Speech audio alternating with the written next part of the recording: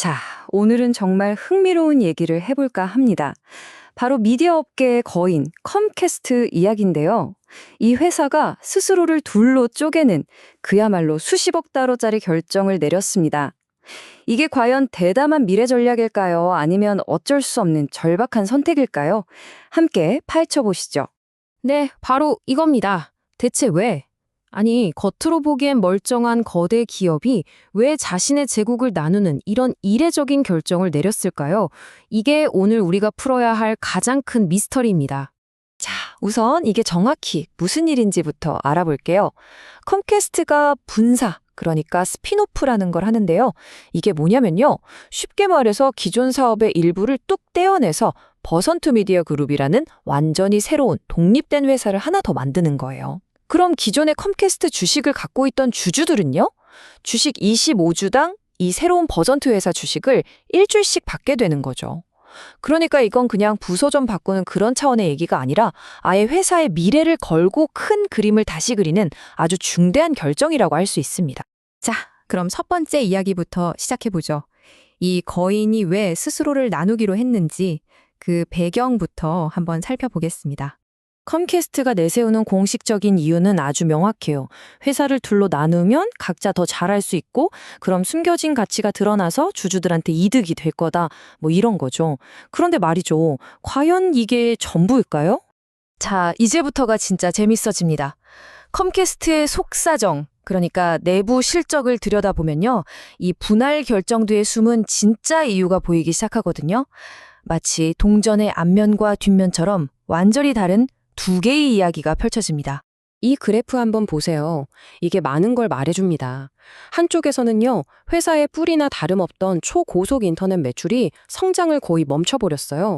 그런데 다른 한쪽에서는 테마파크 사업이 무려 19%나 성장하면서 그야말로 폭주하고 있죠.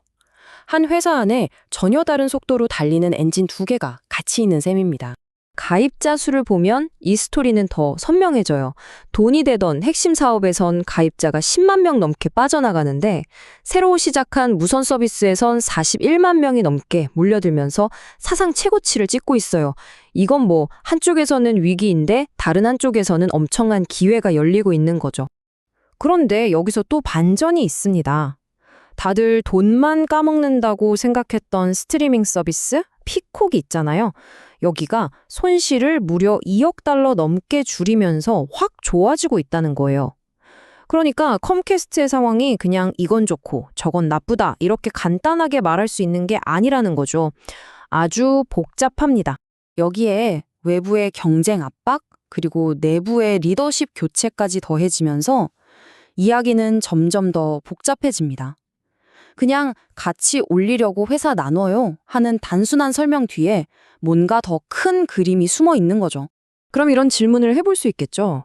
아니, 테마파크도 잘 되고 무선 사업도 잘 되면 도대체 뭐가 문제라는 걸까요? 바로 이 질문이 우리를 컴캐스트의 가장 아픈 손가락, 바로 초고속 인터넷 사업의 위기로 안내합니다. 예전에는 컴캐스트의 안방이나 다름없었던 이 초고속 인터넷 시장이요. 이제는 말 그대로 전쟁터가 됐습니다. AT&T, 버라이즌 같은 전통의 강자들은 물론이고 요즘엔 T모바일 같은 회사들이 5G 무선 인터넷으로 아주 공격적으로 치고 들어오면서 컴캐스트의 지반 자체를 흔들고 있는 상황입니다. 이 한마디, 이게 정말 의미심장합니다. 공동 CEO가 직접 우리 제안은 현금이 부족했다고 말했거든요. 미디어 공룡인 컴캐스트가 돈이 없어서 인수를 못했다? 이건 아마도 전략의 우선순위가 바뀌었다는 신호이거나 아니면 우리가 모르는 어떤 재정적인 압박이 있다는 아주 중요한 단서일 수 있습니다.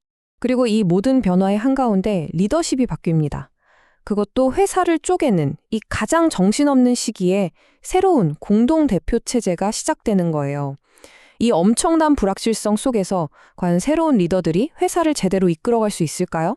자, 이제 아마 가장 미스터리한 부분일 텐데요. 월스트리트가 컴캐스트를 어떻게 보고 있는지 그 가치평가의 수수께끼를 한번 풀어보겠습니다. 이 표를 한번 보시죠. 주가 수익 비율, 그러니까 PE라는 건데요. 쉽게 말해서 회사가 버는 돈에 비해 주가가 얼마나 비싼지를 보여주는 숫자입니다. 그런데 컴캐스트는 4.8배밖에 안 돼요. 동종업계의 평균이 16.1배인 걸 생각하면 이건 뭐 터무니없이 낮은 거죠. 시장이 컴캐스트의 미래를 정말 어둡게 보고 있다는 뜻입니다. 하지만 분석가들이 계산한 걸 보면요. 컴캐스트가 가진 자산이나 돈 버는 능력을 다 따져봤을 때 주당 잠재 가치가 무려 82달러에 달할 수도 있다고 해요. 이게 이 회사가 가진 진짜 힘이라는 거죠. 근데 현실은 어떻습니까? 실제 주가는 30달러도 안 됩니다. 이론적인 가치와 실제 시장 가격 사이에 어마어마한 틈이 벌어져 있는 거예요. 바로 이 지점에서 투자자들은 머리가 아파지는 거죠. 이 엄청난 가격 차이, 이게 정말 역사에 남을 대박 세일 기회일까요? 아니면 우리가 모르는 뭔가 심각한 함정이 숨어 있는 위험 신호일까요? 자, 지금까지 나온 단서들을 다 모아서 이번 컴캐스트의 거대한 도박이 과연 어떤 미래를 만들어낼지 두 가지 시나리오를 한번 그려보겠습니다. 분할이 끝나면 이제 두 개의 회사가 각자 자기 갈 길을 가게 됩니다. 새로운 컴캐스트는 초고속 인터넷과 무선 같은 연결성 사업에 집중하는 좀 더 가볍고 빠른 회사가 되고요. 버튼트 미디어 그룹은 이제 콘텐츠 하나만 보고 치열한 스트리밍 전쟁에 뛰어들어야 하는 거죠. 결국 둘 다 각자의 전쟁을 시작하는 셈입니다. 자, 그럼 남겨진 컴캐스트가 성공하려면 어떻게 해야 할까요? 뭐 할 일이 많죠. 디오시스 4.0 같은 차세대 기술로 일단 집 나가는 인터넷 가입자부터 잡아야 하고요. 잘 나가는 무선 서비스랑 결합해서 공격적으로 팔아야 하겠죠.